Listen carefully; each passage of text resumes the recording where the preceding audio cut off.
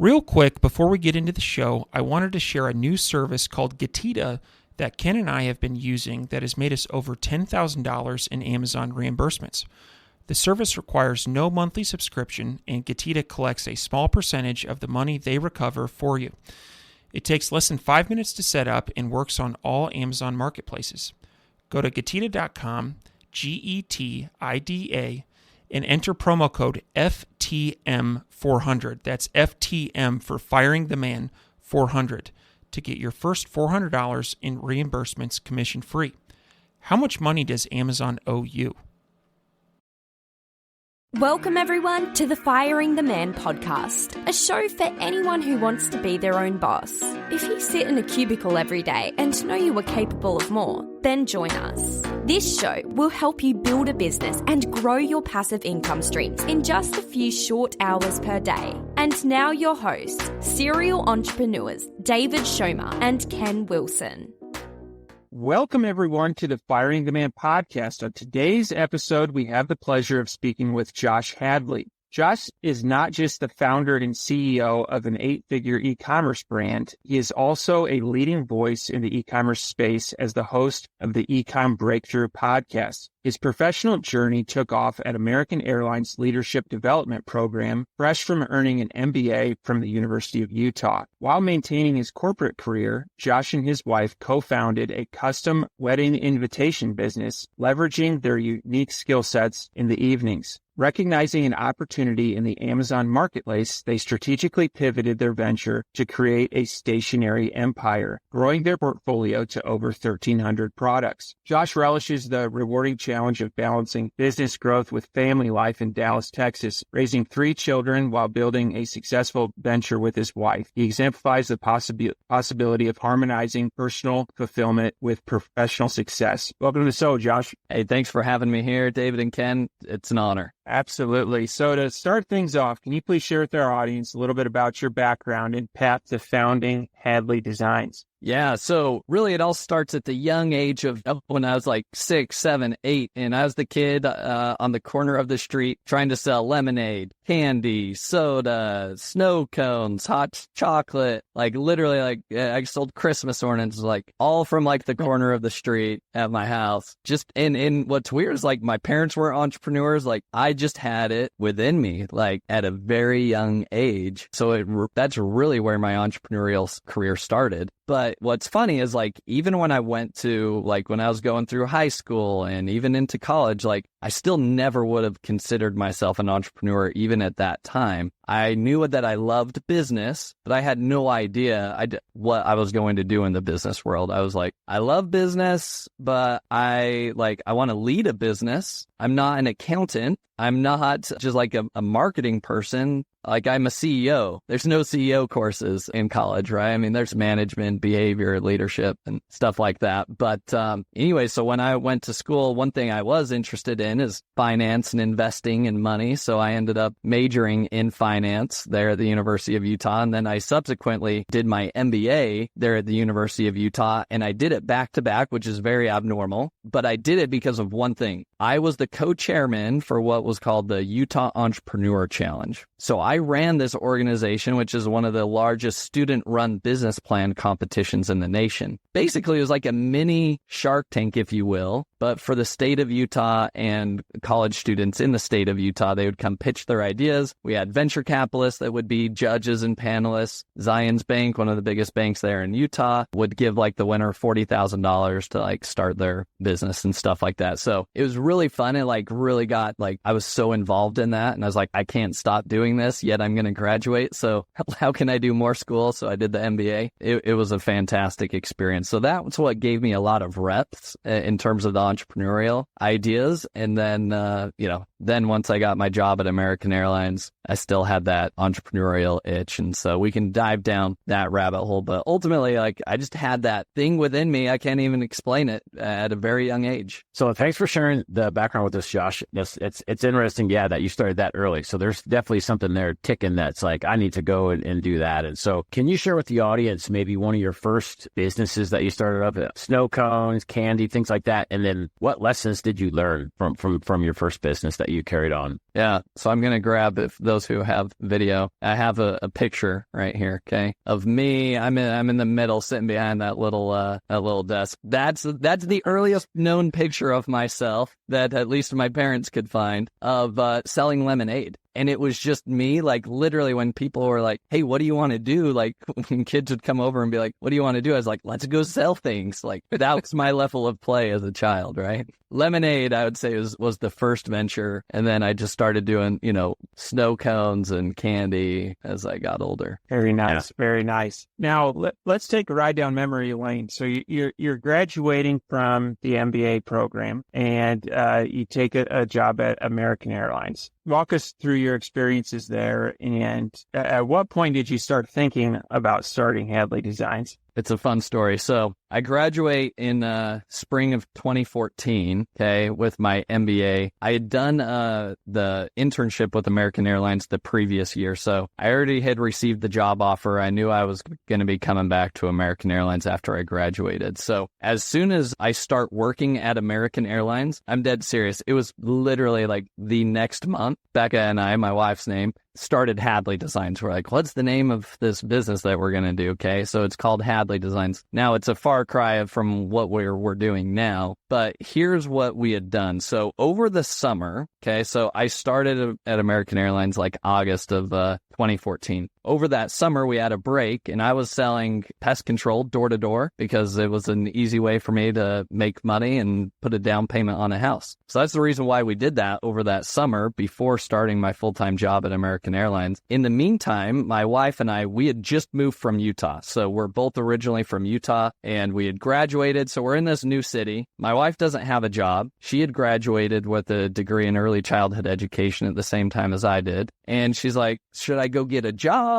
Or, I've actually been very passionate from a young age of designing things and like artwork. Like she is fantastic with artwork. Don't play Pictionary with her. She'll run circles around you. But she's just very, very talented. And she's like, I've always wanted to do this like graphic design thing. Do you mind if I just like play around with it? And I was like, sure. Like I have a good salary. We don't have many responsibilities. Like go have fun this summer. So she ends up diving into graphic design. She's 100% self-taught. One of the things that comes up is like one of her friends is getting married. And she's like, hey, this would be a fun project for me. Like I'll design your wedding invitations for free, just for free. Like just to give me something to work on for fun as I'm figuring out this graphic design thing. Anyway, she ends up creating her friend's wedding invitation. Her friend comes back and her mom is like, this is so good. Like, I have to pay you for it. And Becca's like, oh, you don't need to pay me. Anyways, then that turns into like referrals, right? Where she's like, well, this friend's getting married. Like you could charge her to do her wedding invitations. So me being the entrepreneur, okay, this literally is happening about like August 2014. So I'm just now starting at American Airlines. And I'm like, business idea. We can sell wedding invitations. You're so good at wedding invitations. Like, let's blow this thing up.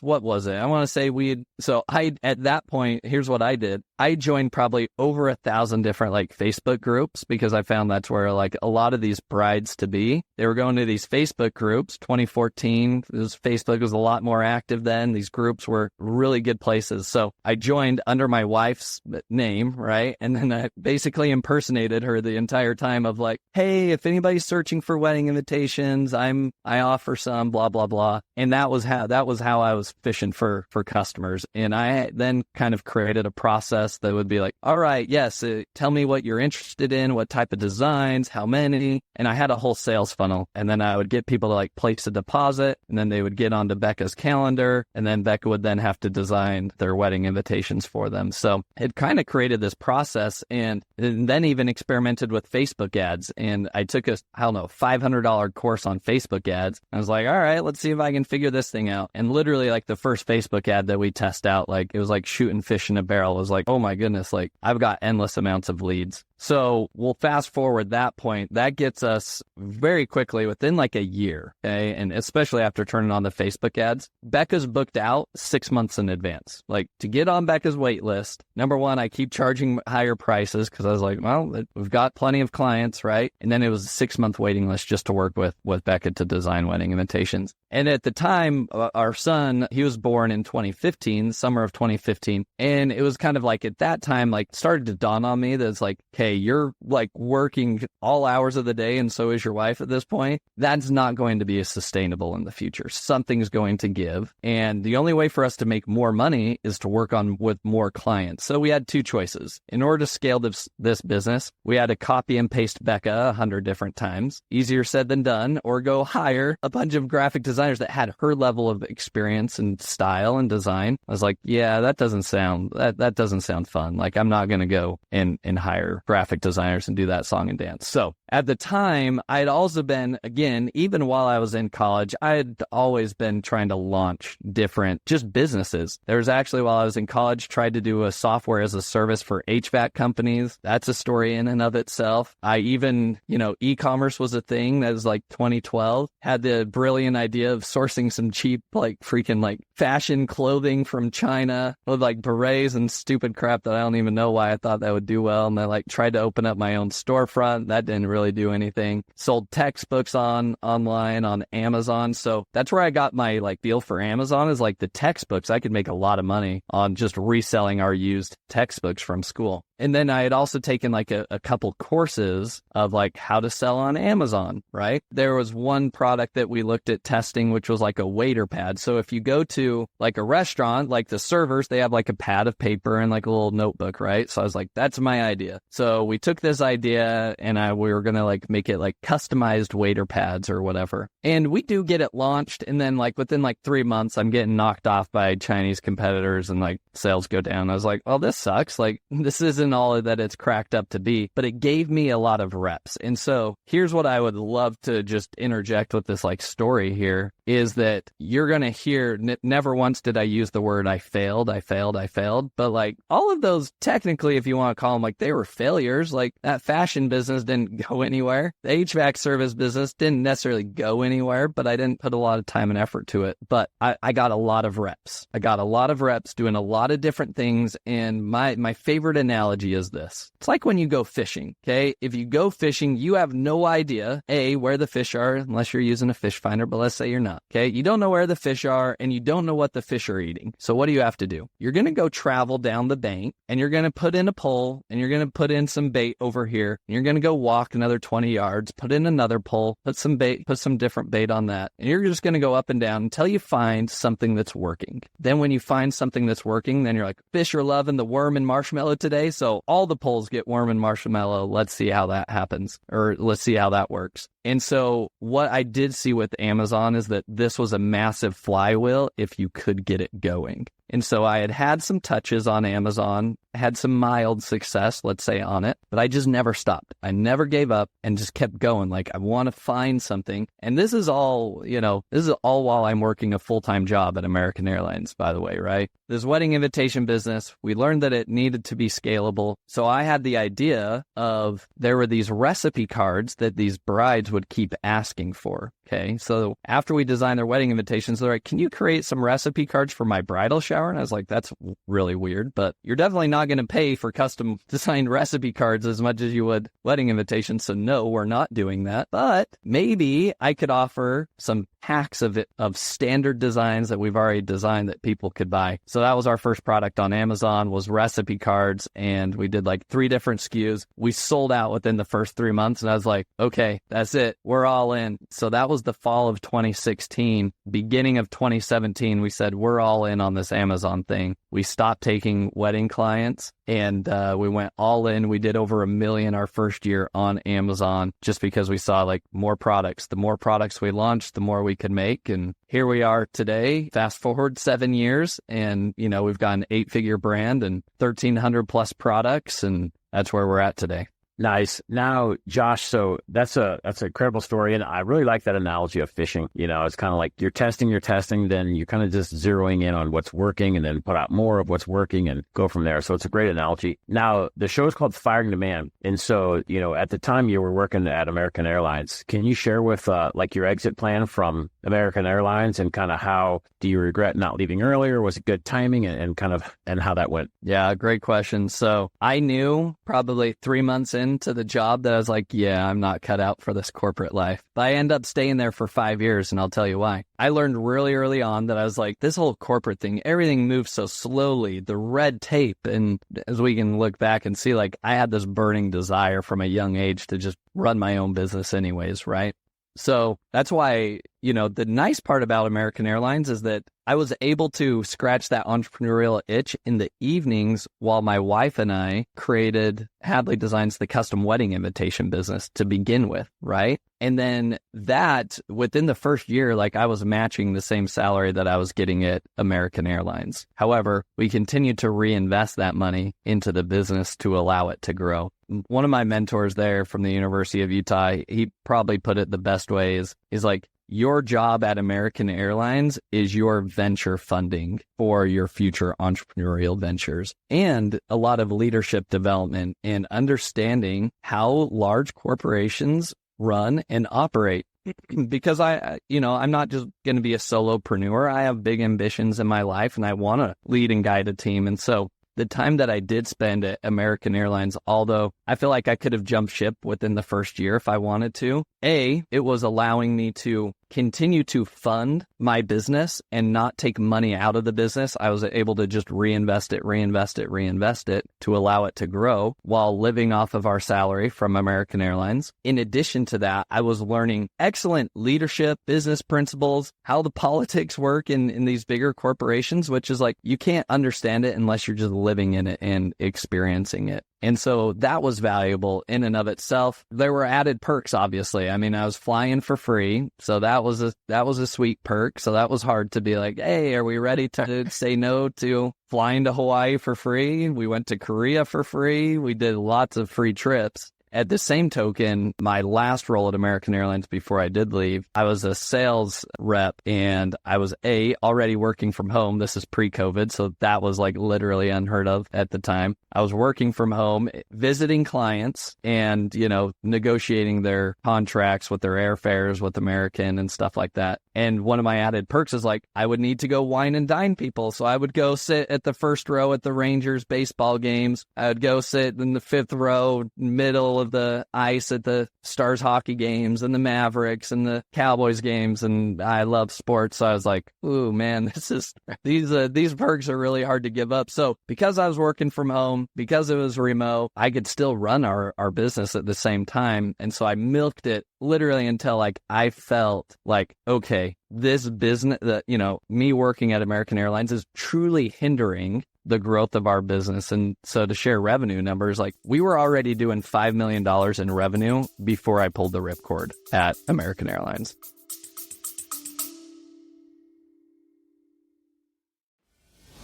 If you want tips and strategies on how to start, grow, and monetize your business online, check out the Digital Revolution podcast with Eli Adams. We interview digital experts from around the world that share their personal stories. They talk about what they're currently working on and where they see the future going.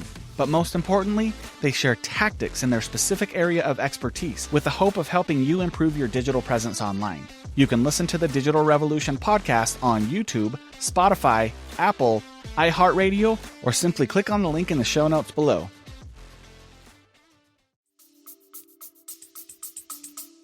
There's a ton of good lessons in there. And I think a couple that really stand out to me was the advice that your professor gave you. I've never heard it phrased that way, but that is your job is your venture funds. I really like that. And another one that stands out to me is that you built a very well-established business before pulling the cord. And I think that's something that a lot of people may get anxious or have a bad day at work and say, I'm out of here, I'm starting my own business. And those first couple of months are slow. And there's a lot of time invested before the money comes. And so outstanding story, and thank you for sharing. So let's get into Amazon. And this is one of the reasons we really wanted to have you on as a guest. We've heard you speak on Amazon a lot. And so why don't we start here? The Amazon marketplace has experienced a lot of changes over the last 2 to 3 years that have created some new challenges for third-party sellers. So what should Amazon third-party sellers do in the next year to 3 years to stay ahead of the curve and thrive in this new environment? Really good question. The Amazon of today is not the Amazon of 2017, 2018 by any means. Here's my prediction.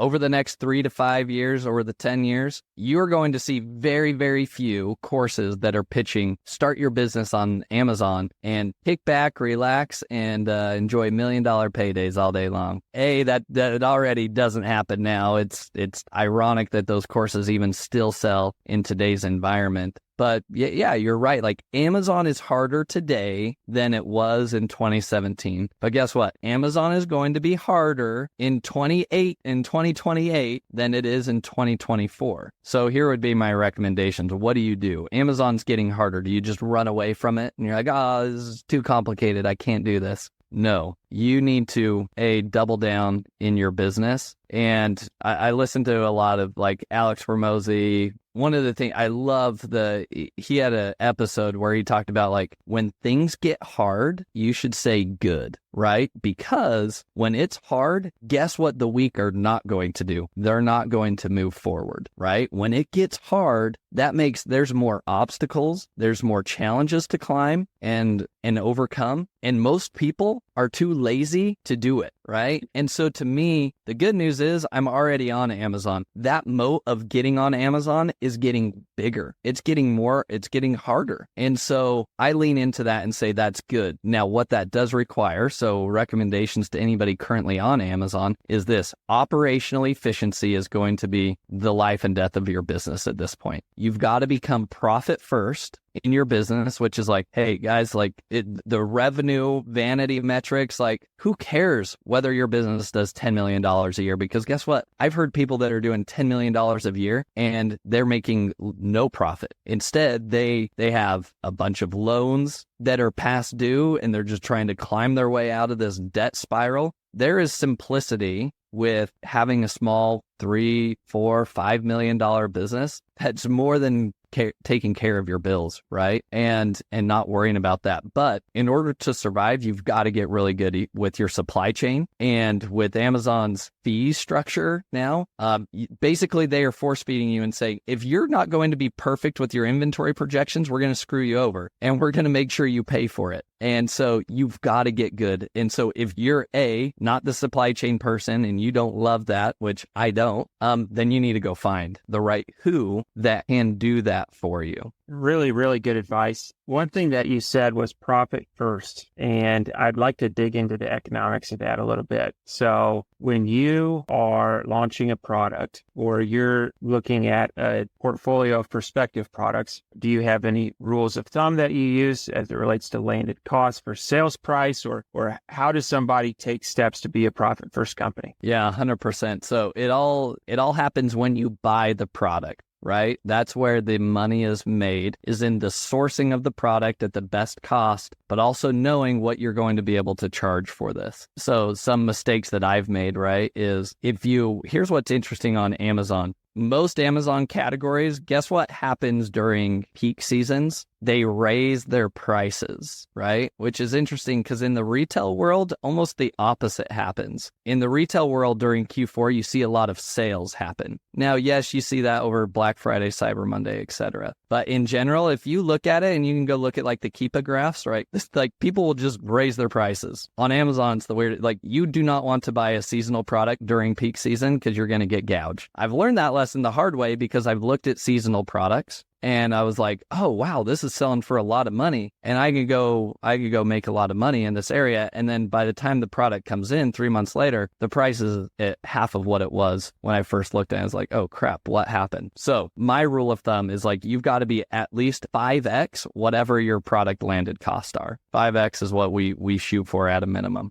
No, that's an excellent metric. Like, I definitely agree. Profit first is like, you're talking about operational efficiencies is a way to succeed in the future of Amazon, because it's getting harder. So one of the ways, you can source a product cheaper. You can also optimize your listing and increase conversion rates. What are some of the things that you're doing or that you recommend to others how to optimize a listing and how to work on conversion rates, improve those conversion rates? Yeah, great question. So, a lot of people, one of the hot topics always is like Amazon PPC. What do I need to be doing in PPC? And what's the magic there to lower my ACOS or my tacos number and things like that? But do you know where it all starts? It all starts with your listing. And that's what you keyed on there, right? Because if you have a good conversion rate, if you improve that an extra couple percentage points, going to make your ads that more efficient, right? And so make sure you focus on the fundamentals first, which is having a really good product listing. So let's break down like what adds up to a really good product listing. Well, your first main image, that main image is crucial. That's your bread and butter. And so here's the process that our team uses. For every new product we get into, we have a graphic designer that will create 15 different main image options. Now, this person is sourcing ideas, and one of the best strategies and tips is to go look at kind of like not unrelated, but like different product categories, right? If I'm selling a vacuum cleaner, as an example, I could go take a look and see what are people doing when they sell tumblers or mugs, and how are they featuring their products? Because a lot of us, like, you just look at like, oh, I'm selling a vacuum cleaner, so I just need to compete against these vacuum cleaners. But if you branch out and you think of like, you just get new and completely different, maybe even some wild and wacky ideas from completely different product categories, that's what allows you to like really win and bring a lot of new, fresh and unique perspectives that can really increase your click-through rate. So that's what my graphic designer will do, and go find 15 different ideas. Then we are going to then test those ideas through different testing software, whether it be Product Pinion, PickFu, and we're going to then put it up for vote, and people are going to vote which main image do they think is the most compelling. So at the end of the day, then we're going to take our top 4 or 5, and then we're going to then test those live on Amazon. So the first day when that product goes live is like, all right, here's main image A. Let's let it run for 2 weeks. And then we're going to upload main image B and let that run for 2 weeks. And then main image C and D. And guess what I'm measuring? During those 2-week time periods, the only traffic really going to that listing, because it's so new, is advertising traffic. So I can just look very succinctly at my advertising data, say, what's my click-through rate? Wow, see, I was crushing it this week when I had version A as my main image, or was it when version C? And so you're just looking for your main image specifically. How do you know if it's the winning main image? Click-through rate. And it's the show-stopping, eye-catching aspect in order to have people stop, click on your listing to learn more. Then your secondary images are crucial, because those are what have to sell the product. And in your secondary images, nobody cares. Like for our paper, nobody cares about how the paper is. Nobody cares about that it's a 10-point cardstock. People don't even know what 100-pound 10-point cardstock or what the difference is. So don't tell them it. Nobody cares about it. But do you know what people do care about? So if they're buying one of my, let's say it's the recipe card for their bridal shower, create an unforgettable bridal shower. Create unforgettable memories with these recipe cards, right? Like if you serve like, what does the true customer need? Why are they using a recipe card at a bridal shower? Well, there's something sentimental about that. They want these mother-in-laws and mothers to share their recipes so that they could be passed down for generations. Make sure your recipes are never forgotten for generations to come, right? If you speak to your target audience the right way, and you're not just blabbering on of like, this is premium quality, who cares? That should be a given, but speak to their emotional needs. And obviously you do need to describe your product. Like we'll give product dimensions and, made in the USA. Now that's relevant stuff, but we really, really lean into like those emotional statements that are benefits to the customer, right? Not product features. That's how we sell it. And then we use the bullets in the description, because nobody freaking reads those things. And I can tell you that because of all the customer service inquiries, I can prove that nobody reads. We use that 100% for SEO purposes, right? There's a method to the madness of how keywords get ranked in Amazon's algorithm, and the title's the most important, followed by the bullets, then the description and your back-end keywords. And that's the bread and butter. And so, yeah, we really don't don't like amp up ads until we feel like we've kind of got things dialed in for that product listing. One follow-up question on that. What is your, for your company, what is your target conversion rate for a product? Do you have like a minimum or that you try to shoot for? Another great question. And here's what I would say, so many people love to throw out generic numbers, right? And assume that these apply to all categories. And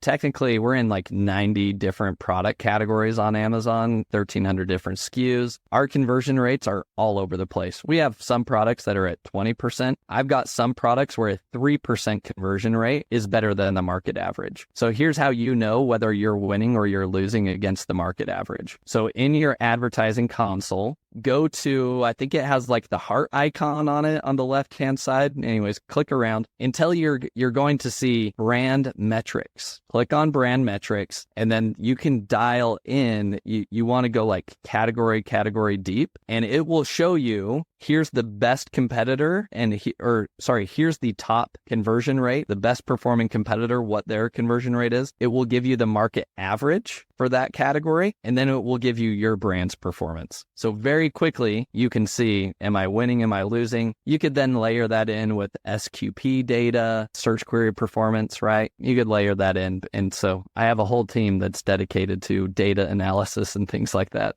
they run all of that. A very wide spectrum, right? So just because you hear somebody doing, well, my conversion rate's 15%, yours is 3%, dude, you're doing something terribly wrong. It's like, no, I'm not. Like, categories are very different. So just be aware of that. That's really good feedback. And yeah, we have a lot of variation across our brands, and I was not aware of that feature in the advertising console. So we'll definitely be checking that out. I think what you laid out for improving conversion rates and having an awesome listing is outstanding. Really, really good nuggets of information there. In addition to having a really good performing listing, are there any other tips that you have for a product launch that go beyond the listing? For a product launch, really, there's no secret sauce. We've been running kind of the same product launch formula since we launched on Amazon, and that has always been running exact match keyword ads from day one. So that's the main difference. And I think a lot of people, I think it's the old school method of advertising, which is, hey, I need to turn on all my auto campaigns, turn on all my broad campaigns, let Amazon do its thing. I'm going to funnel out, and sift through whatever keywords are working. Then I'll move those into their exact match campaigns. That's like the old process of doing PPC, at least in my opinion. The better way, good grief, there are so many tools now that you can already from day one start with the right keywords for your listing that should be providing really good conversion rates and sending all the right signals to Amazon. Because if you just light up an auto campaign on day one, Amazon's like, okay, I have no idea. I'm just going to advertise you to everything I can think of. I have no sales history with you. I have no other advertising history with you. So let's go spend your money. And so it's a waste of money, and there's better precision. And we've also seen like quicker ranking. If you just tell Amazon, like, this is my product, these are the keywords I want you to rank me on, these are what I'm advertising for, it's 10 times easier. So the way that we do this is we'll grab our top 10 competitors. We'll upload them to Helium 10, to Cerebro, and then we're going to download all of the different like keywords that those products, those 10 competitors, are ranking on page one. And that's a fairly easy process. You should be able to follow that. Then we're going to take all of those keywords. Sometimes you might be looking at 2,000, 3,000 different keywords. I have a team member that goes through and manually types in each of those keywords into Amazon. And then we're going to categorize every keyword into one of the following 4 buckets. Number 1, a shop keyword. A shop keyword is something that when you search for it, literally 75% or greater of the results on that listing or on page 1 are like for like competitors. A good analogy of this is like a snorkel mask, right? So if you're going to go snorkeling and you want some snorkel gear and you want it tied in with the mask, you don't want to be finding a bunch of like fins and just random goggles and swimming pool toys on that keyword when you type it in, right? You want, like, when I search that keyword, only snorkel masks, 75% of them are just these snorkel masks. That's a shop keyword. Hyper relevant, typically long tail keywords, okay? Then we go to semi-shop keywords. This is where you're going to have like 50-50 of the results. 50% of them are like for like competitors. 50% could be like the diving toys things are a little bit more browsy, right? And so then we're going to go to browse specific as a category. That's going to be where, all right, more than 25% of these listings on this page are, relevant competitors. So it's a fairly relevant keyword. And then our final category is browse. This would be a keyword such as like cruise essentials, essentials for cruising. And it's like, yes, bring some snorkel gear on a cruise. You could be ranked. And so is it a relevant keyword? Technically, but it's a browsy keyword. And we know for our browse keywords, probably lots of search volume, but good luck getting ranked for them. We will classify them as a browse keyword if we see one or two competitors that are at least showing up on page one. It means it's not out of the realm of possibilities. I'm not going to tie myself into that keyword and be like, oh, this rides or dies on the success of this keyword. So we start on day one launching exact match single keyword campaigns. And that's been kind of like our strategy that continues to perform really, really well. We don't send external traffic. There's no other secrets. It's light up the right keywords and let Amazon do its thing. I feel like we could probably spend several more hours on this topic. So Josh, for all the guests that we have on the show, we run them through the ringer. It's called the fire round. Are you ready? Awesome. Let's do it. Let's rock and roll. All right. What is your favorite book?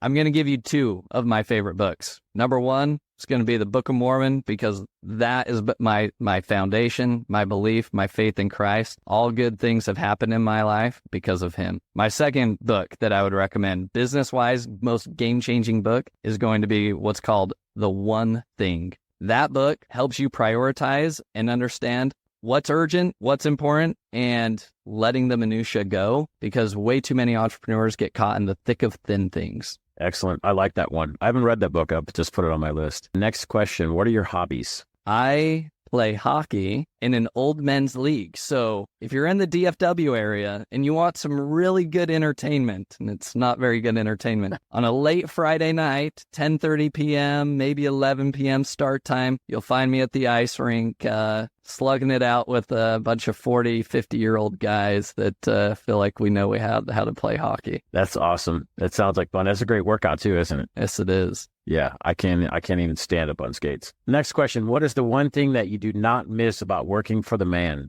Man, it's having the freedom of my own time and not being able to go. I coach my son's basketball team. I coach my son's hockey team. I coach my son's baseball team. And then I attend all of his flag football events. I would not be able to do all of those things if I were working for the man. Yeah, those are crucial. Great memories. Last question. What do you think sets apart successful e-commerce entrepreneurs from those who give up, fail, or never get started? The one word that you used just at the beginning, it's giving up. You never fail until you give up or until you quit. That's what I try to instill within my son and my daughters as well, is that, guess what? Life's going to be hard.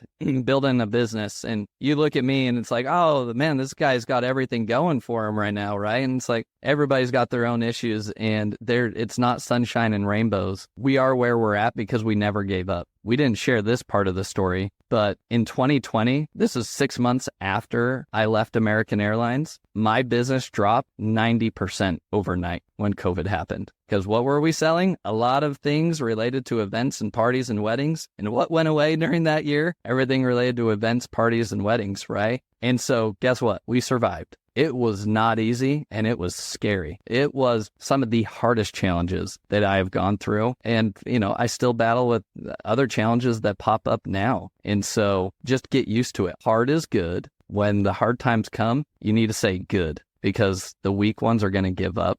Excellent advice. Absolutely. Josh, this has been a really fun podcast. If people are interested in hearing more from you or getting in touch, what would be the best way? Yeah, so you can follow my own podcast, Ecom Breakthrough. That's Ecom with 2 M's. You could also reach out, email me if you have any questions on what we talked about today at josh@ecombreakthrough.com. Always happy to hear from other sellers and helping them out in their own journey. Outstanding. Well, thank you so much for being a guest on the Firing Man podcast, and we're looking forward to staying in touch. Thanks again, guys. Before you go, we wanted to share a new service that Ken and I have been using called Getita that has made us over $10,000 in Amazon reimbursements. The service requires no monthly subscription, and Getita collects a small percentage of the money they recover for you. It takes less than 5 minutes to set up and works on all Amazon marketplaces. Go to getida.com, GETIDA.com, and enter promo code FTM400. That's FTM for Firing the Man 400 to get your first $400 in reimbursements commission free. How much money does Amazon owe you?